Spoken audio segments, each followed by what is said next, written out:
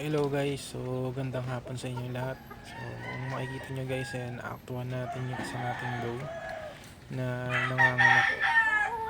So magpapakain sana ako ng rabbit natin. Kaya lang pagdaan ko sa mga cage pag check ko, nakita ko na saktuhan natin nanganganak. So sa tagal ko nag-aalaga, mga 3 times pa lang yata akong nakakita ng ganitong moment na very rare, no? Na makita mo na anak yung rabbit. So kasi kadalasan gabi sila nanganganak.